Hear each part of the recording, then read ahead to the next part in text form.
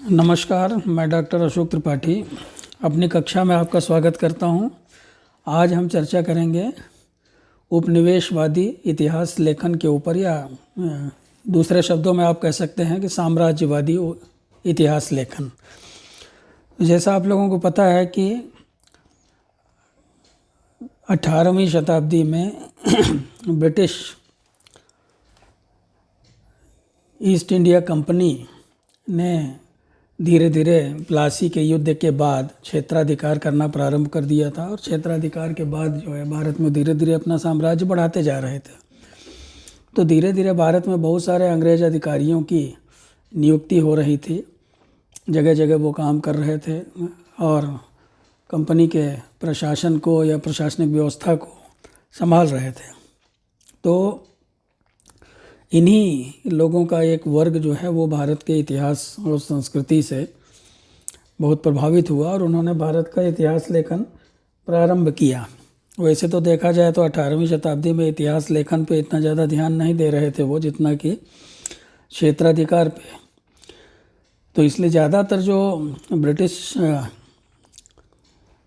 विद्वानों द्वारा जो इतिहास लिखा गया है, अगर आप प्रारंभ में देखेंगे तो प्रारंभ में ये इतिहास ब्रिटिश इतिहासकारों ने नहीं लिखा, बल्कि ये इतिहास उन अधिकारियों ने लिखा जो जगह जगह नियुक्त थे।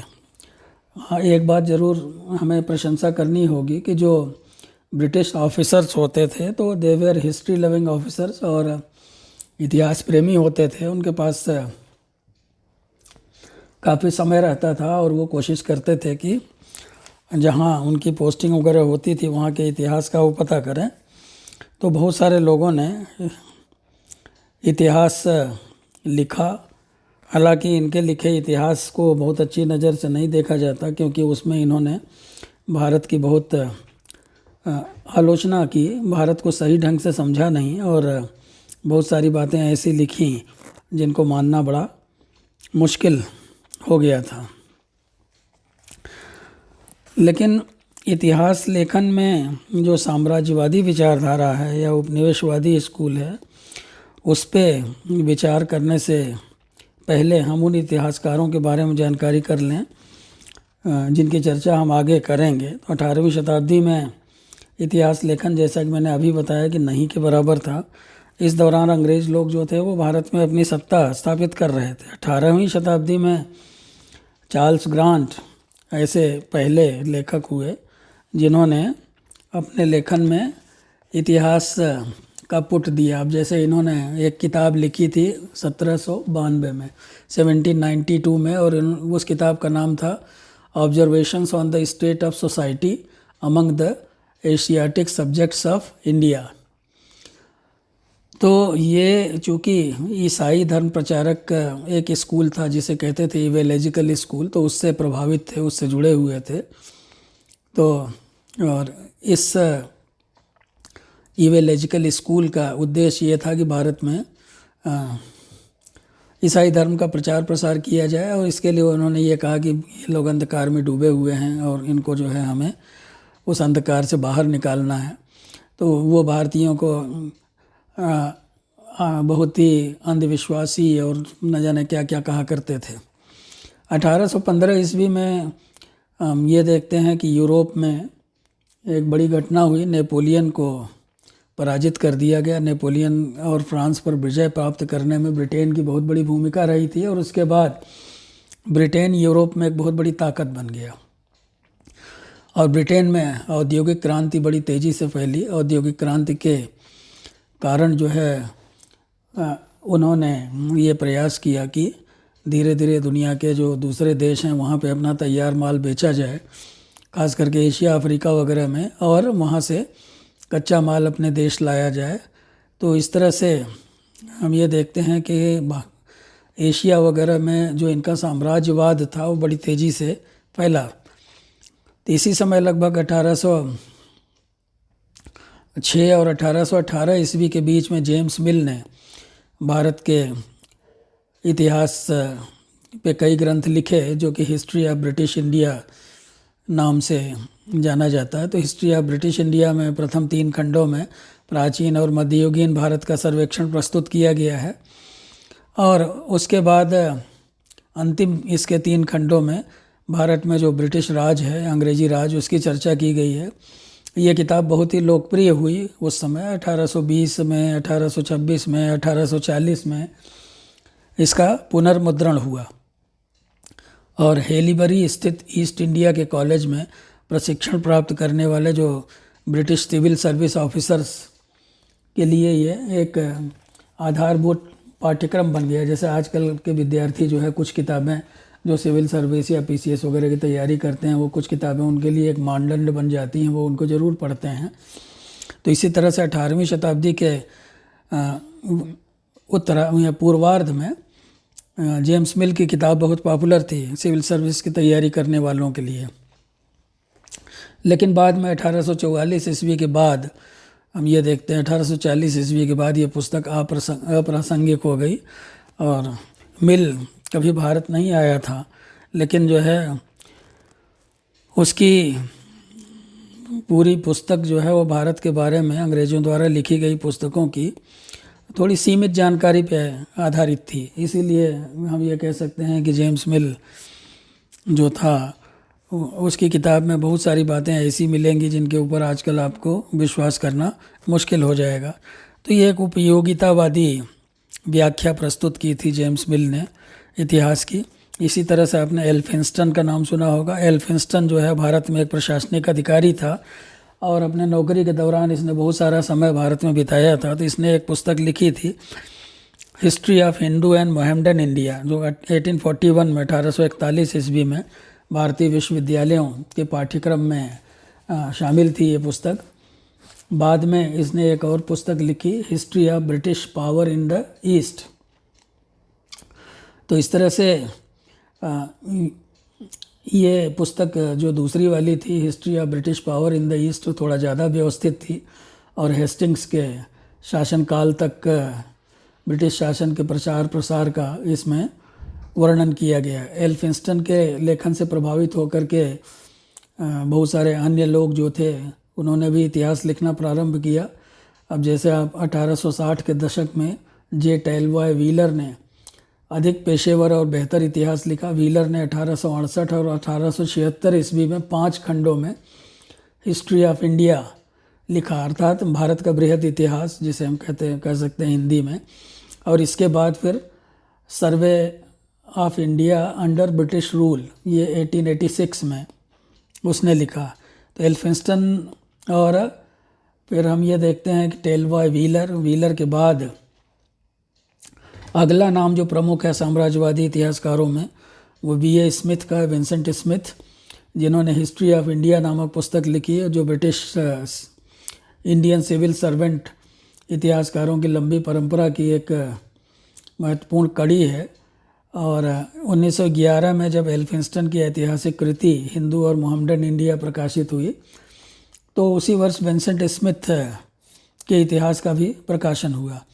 तो उनकी जो हिस्ट्री ऑफ इंडिया है, उनकी यह कृति जो है प्राचीन भारतीय इतिहास पर किए गए उनके शोध कार्य के ऊपर आधारित है।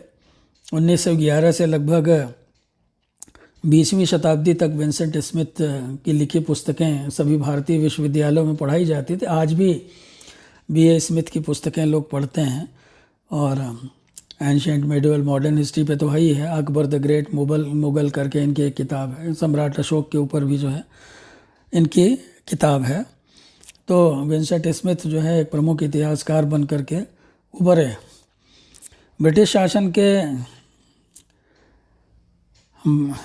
जैसे जैसे भारत में ब्रिटिश शासन जड़ें जमाता गया, हम ये देखते हैं कि ढेर सारे जो इतिहासकार थे वो हमारे सामने आए। तो इसी तरह से एक पुस्तक आई rise and fulfilment of British rule in India, ये जो है ये 1934 ईस्वी में आई। और यह कृति पिछली ऐतिहासिक कृतियों से अलग थी और इसमें एक उदारवादी दृष्टिकोण अपनाया गया था और काफ़ी हद तक भारत की जो राष्ट्रीय आकांक्षाएं थीं उनको महत्व दिया गया था। इसके लेखक थे Edward Thomson and G.T. Garrett. Edward Thomson and G.T. Garrett जो है इन्होंने पुस्तक लिखी rise and fulfilment of British rule in India. तो G.T. गैरेट एक प्रशासनिक अधिकारी थे और 11 साल तक नौकरी करने के बाद उन्होंने लेबर पार्टी की सदस्यता ग्रहण कर ली थी इंग्लैंड में, और अपनी इस पृष्ठभूमि के कारण प्रशासनिक अधिकारियों द्वारा लिखे गए इतिहासों से जो उनका नज़रिया था वो अलग था। तो थॉमसन और गैरेट को काफ़ी पढ़ा जाता था भारत में। आज भी जो है लोग इनकी किताबों से, थॉमसन एंड गैरेट की किताब से लोग उदाहरण देते हैं। और तो इसी तरह से और भी बहुत सारे लोगों ने पुस्तकें लिखी। अब जैसे लॉर्ड मैकाले थे। लॉर्ड मैकाले जो है वो 19वीं शताब्दी के बड़े लेखकों में से थे। भारत के बारे में उन्होंने काफ़ी कुछ लिखा। तो इनकी पुस्तक एडिनबरा रिव्यू में रॉबर्ट क्लाइव जैसे ब्रिटिश इंडियन महारथियों पर लिखे लेखों का संकलन है। मैकाले के इतिहास लेखन की शैली थोड़ी साहित्यिक थी और इसी के कारण भारतीय इतिहास में जो है पठनीयता इसकी काफ़ी रही। हालांकि उनके लेखों में ब्रिटिश इंडिया के देसी लोगों के बारे में उनकी धारणा और सूचना जो है वो बहुत अच्छी नहीं थी। उनकी जानकारी बहुत अल्प थी, बहुत कमज़ोर थी। और लेकिन उनका इतिहास जो था वो जेम्स मिल की तरह से उबाऊ नहीं था, छिद्रान्वेषी नहीं था, तो आप समझ सकते हैं कि मैकाले क्यों लोकप्रिय हुआ। तो मैकाले ने इतिहास की में जीवन परक शैली का समावेश किया और ज़्यादा असरदार साबित हुआ। इसी तरह से सन हेनरी मैन ने भी इस दिशा में योगदान किया। गवर्नर जनरल परिषद के सदस्य थे ये, और इन्होंने जो है प्राचीन भारतीय संस्थाओं का अच्छा अध्ययन किया था। उनकी कृति एंशिएंट लॉ 1861 में प्रकाशित हुई थी और भारतीय ग्रामीण समुदाय के ऊपर लिखी गई अभूतपूर्व पुस्तक है। तो उन्होंने कानून के विकास संबंधी जो यूरोपियंस की सोच थी उसको परिवर्तित करने में महत्वपूर्ण भूमिका निभाई। इसी तरह से सर जेम्स फिट्जजेम्स स्टीफन जो कि वायसराय परिषद के विधि सदस्य थे, उन्होंने भी वारेन हेस्टिंग्स के अंतर्गत ब्रिटिश प्रशासन के समर्थन में एक लेख लिखा। स्टीफन की story of Nand Kumar and the impeachment of sir Elijah Impey 1885 में आई। Story of Nand Kumar and impeachment of sir Elijah Impey, ये स्टीफन्स की पुस्तक का नाम था। इसी तरह हेनरी बेवरिज ने लिखा a narrative of a judicial murder. तो इस तरह के 1886 में उन्होंने लिखा। ये ICS अधिकारी हेनरी बेवरिज ने। इसी तरह से ICS अधिकारी सर जॉन स्ट्रेची ने भी एक पुस्तक लिखी, हेस्टिंग्स एंड द रोहेल्ला वार, 1892 में आई ये पुस्तक। तो इस प्रकार अतीत में हुई घटनाओं, वारेन हेस्टिंग्स, उसका महाभियोग, ब्रिटिश शासन की एडमंड बर्क द्वारा की गई आलोचना पर एक अच्छी बहस छिड़ गई। तो बहस में के केंद्र में इतिहास ही था, परंतु पर्दे के पीछे समकालीन परिदृश्य प्रभावी था। इसी तरह सर विलियम हंटर ने जो है गजेटियर्स की एक श्रृंखला प्रारंभ की। 1899 उन्होंने द रूलर्स ऑफ इंडिया नामक जो है पुस्तक का संपादन प्रारंभ किया और इसमें उन्होंने बहुत अच्छे ढंग से उसको संपादित किया। इस सर अल्फ्रेड लियाल ने भी अपनी कृति rise and expansion of British dominion in India जो 1894 में आई, उसमें उन्होंने बड़े अनूठे ढंग से भारत के बारे में लिखा।